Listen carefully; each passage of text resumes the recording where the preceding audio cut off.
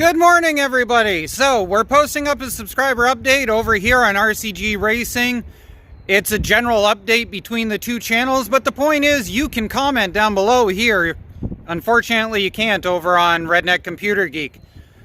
So what have we been working on? As you can see behind me, we've managed to clean off most of that porch. I'm going to be getting a lot of the woodworking stuff out of the garage and what was left for tools in the basement, so that way we can set up the porch in order to have a woodworking area through this summer and be able to start getting some projects put back together. That'll be nice, won't it? Let me switch the camera around and we'll talk about what else is going on. So the big thing has been getting more and more stuff cleaned up around the yard. The gas-powered power wheel, even though John is not here, is going to go back into the shop in order to get worked on the Redneck Computer Geek channel. I did manage to get that machine back up and running. It needed a little work and it definitely was abused while I was gone, but we'll fix that up later. And there's going to be a bunch of how-to videos showing up for the Troy built pretty soon. The Toro that we picked up is doing really good, and we're definitely enjoying using that little machine. I love the push forward, push reverse on it. And this tree here decided it was just plain the end of time. At the very top of the tree, over in there, that whole section formed a split after a really bad storm. You guys might remember some of the pictures that I posted up, and it just was unsafe. This is the primary parking area for the vehicles, and one of the limbs, if it snapped, was going to go exactly right across here. So it was time for it to go. But the little Remington saw did really well, tore the whole thing down and everything. We've got this posted up. Even though John's not here, I have started putting some parts together, and we're going to continue working on this project a little bit. I'm not going to push it too far because I want him to be able to finish it with me, but we will start to progress on that soon. Managed to go and get all of the grungy stuff that was in here burned down and cleaned up the other day. All of this area here is going to go away. I'm going to cut that down and I'm going to finish the leveling across this area so that it's all nice. There's a stone wall divider that's in here that I really can never seem to decide whether I like it, hate it, want it gone, or should keep it. So we're going to work on that idea. That unit there will most likely go away. I really don't need it. I'm probably going to throw that up on Marketplace for 50 bucks and just make it go away. And we've got a bunch of grunge down here that still needs to get cleaned up, unfortunately, but we're getting there. Getting this to the point that I can actually get up there and run some electrical cords. There's an outlet in behind there that I can get to and be able to start doing some woodworking will be great. So if we come up through, we've got all of this cleaned up now. I haven't decided what to do with this truck box. It actually works really well.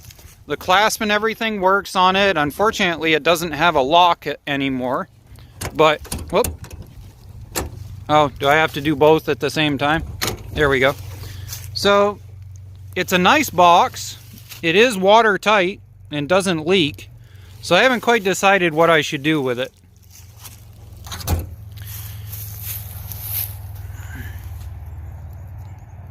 Not gonna lie, I really have multiple times debated whether there was a way to drop it into the flatbed, but there's just not enough room over the top of the frame to do such.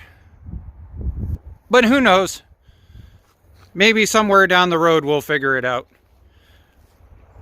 We've got the Rototiller from out back that obviously was abused. We're going to go and see what's going on with that and whether it'll run.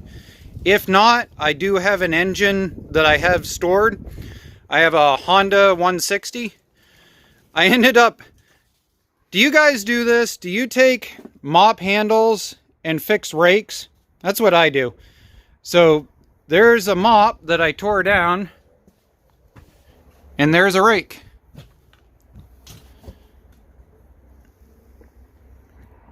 Mr. Clean is now a rake. Up, up, up. Maybe I should patent that. I'd be raking in the money then. Oh, so out here we've got the lights going. We've got an extra bit of light in here because some of you have pointed out during how-to videos that there's a slight darkening and a shadow. So we've got this machine here. We're gearing up for some how-tos. I found a set of replacement spindles for this. They're made by a knockoff Stens company called 810. And supposedly they're for a 38-inch deck with belt included. I mean, obviously we've got the belt that's here. The kit was 80 bucks, I believe. It'll be in sometime next week and we'll start working on that video. You guys posted an overwhelming number of comments about this thing on Instagram, on the community tab and everything. So since you guys are that interested, we're going to work on it. So the kit has the spindles, the blades, and a deck belt with it. I think it was like 80 bucks. We're going to see if it's actually worth our time. And yeah, we've got a bar here because we're currently messing with a project that will be out later. I'd like to introduce you to the new shop vac. The girlfriend got a brand new vacuum cleaner, therefore I ended up inheriting the smaller one. Older one, I mean. Whatever. If you run it for more than about 10 minutes, it makes a really nice burnt electrical smell, but yet it still continues to run. So I'm sure it'll work good for cleaning out some truck projects along the way. Otherwise than that, the shop is going to get gutted. All of this wood stuff is going to move up onto the front porch. That roll of insulation is going to move to the front porch. This project here is going to get stored over there until I find the right chassis I'm looking for it. And as far as back here goes, this machine here we're going to get up and running for RCG racing. In a way, I haven't quite fully decided yet because that is a big giant deck that has seized spindles. Except for what I discovered the other day is that, you know how every once in a while you forget that you have something? Well, I did it with an entire giant deck, apparently. When I was cleaning up all of this junk from high quality people, I discovered this deck in underneath it. I ended up with this deck for free a while back, and it's got one spindle that is blown out and no good, but the rest of the deck is in perfectly fine condition. So the red machine in there might end up with a green deck and getting sold as a grass cutter. I love you guys, but the fact is grass cutters sell and I need to make money to survive this thing. This thing here is rotted out. It's going away. These cans are cool. I ended up collecting them because, you know, they're cool. So I'll probably set one over on there and I'll keep this one up here. I use them for marking stumps and stuff so people don't end up backing into them. This stupid basketball hoop is going to go away at some point. This has a Peerless 700 in it that I'm going to rip it down for the parts and stuff and see whether that axle is rebuildable or not. It's really rusted up, but we'll find out what we can. If you look inside there, you can see it. That machine runs absolutely mint. I love it. That little bugger is really cool.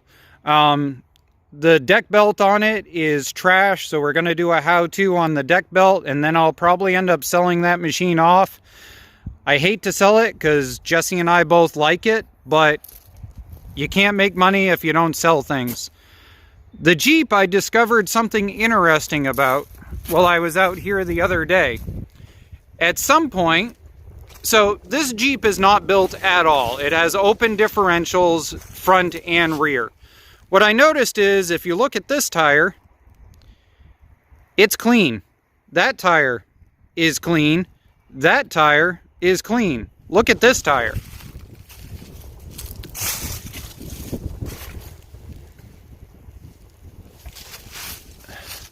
What that tells me is at some point while I was gone, this was frozen to the ground and somebody tried to start it up in order to drive it.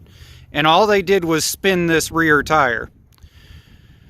So over here on RCG Racing, at some point, we're going to try and fire that up. Oh, and I keep talking about some point. Well, the problem is right now, Maine currently has snow in the forecast again. We're looking at possibly somewhere between 2 to 4 inches of snow coming in Monday through Wednesday. This has been reorganized and everything. We've got our set of 14-inch Ranger rims. These are the spare tires that go to Jesse's Chevy Equinoxy thing. And I've got Traverse rims here that I really should just get rid of. I don't plan on ever owning another one of those POS Traverses ever again. So that'll probably go away. The electric tractor, I actually was planning to bring that back, except for the controller that I need for it is from, guess where? China. And currently there is a backlog on ordering them. Because the controller that I want to use for this is an industrial controller. And currently they're backlogged almost a month. So we're going to wait to order that. I got to get all the implements out of here that I built for the GT6000 and get John's Power Wheel stuff over here because I don't intend to work on it until he's back over here. I mean, I'm a grown man. Power Wheels are not my big thing. You hurt me. You're mean. That we're going to pull in and do a how-to video, and then we're going to part it out to fix another machine. Because the other machine is over there on the other side of the pond from where it decided to blow a motor on me. And right now we'll come over here. Oh, here's another debate I'm in. Okay, so what we have here is we have MTD chassis for parts, more MTD junk over there. And in the garage right now, I have 5 MTD transaxles stored. So, obviously these ones are a little too mangled, but what I have here is this unit. And this unit here was supposedly running 3 years ago. It does have the stupid Briggs 15.5 White Series whatever plus, which is a garbage Briggs, but at least it's a Briggs. Hear me out. What I'm debating is semi mud mower build, okay? But the reason why I say semi is on the front, keep it so that I can still put the snowblower attachment on it in some form. You know, good front tires, slightly upgraded rear tires, and, you know, like a 2-inch lift down the whole thing so that I can drop bracket the snowblower attachment on the front and still be able to use it. And that way I've got summertime fun, wintertime work. I mean, what do you guys think? What would you do? And back here, so as you can see, I got rid of the rabbit hutch. That is gone. It's gone to a meat farmer. That right there, I haven't decided what I'm doing with. I'm debating turning it around and lifting it up off the ground and turning it into a storage shed of some sort. That needs to just be burnt. This needs to most likely just be burnt. So, speaking of chickens, we're going to bring this back. What we're going to do is I'm going to take my original screw up here, and we're going to bring this edge out about 6 inches. We're going to redo the bottom half of these panels.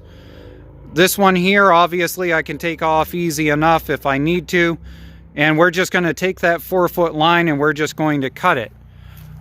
We're going to take this door off here. We're going to build an actual door out of the spare wood I've got. In here, the floor is gone. Can you see that? It's down below there. The floor is just plain rotted out. It is gone. So what I'm planning on at this point is down at the floor here is sistering in a set of 2x4s going across. So they'll end up like this, going all the way across, and then I'll have to go and do something about into the wall here. And then that way I can just repanel over the top of all of that, and it should be good to go. This is the plywood feeder that I built years ago. And I absolutely love this thing. It works perfectly mint. If you guys want, I'll include in the description the original video for that. But that works really good. I totally recommend anybody to build one. It was one of my best little chicken projects I ever did, and totally worth it. So out here, fuzz. Anyways, so out here, the fence got utterly destroyed by the last snowstorm that we got. The post just plain got ripped out and folded over and everything else. I wasn't here to maintain anything, so unfortunately it's all just kind of breaking down. But that's okay, because what I've debated is reshoring this up, taking this and fixing it, getting this center piece of stuff out of here. There's an extra piece of fence here from where this got expanded that way. And then on the back side there, take that and come back with it straight to that tree over there, which would square everything up. And then over in here, all of that back there could be this. All of this could move over here, and then I could make some sort of lean-to shed idea over here to be able to have like the machines that are finished or for sale or something like that. You know, that kind of idea. And back here, we're working on bringing back the garden. So Jessie was in here working her butt off the other day and managed to recover all of these. And I raked out all of this, and as you saw, we got to get the tiller up and running. Also, while we were at it, we ordered up some parts. We've got things coming in order to be able to start working on the Rust to Red project. We're going to be able to at least hopefully get it up and running and semi-mobile. Jessie's truck should be coming back to this location in about 3 weeks from now. So I want to make sure that this machine can get up and moving and out of the way in case hers needs some work. It's been being borrowed by a family member, and yeah, we all know how that goes. So that's where we're at.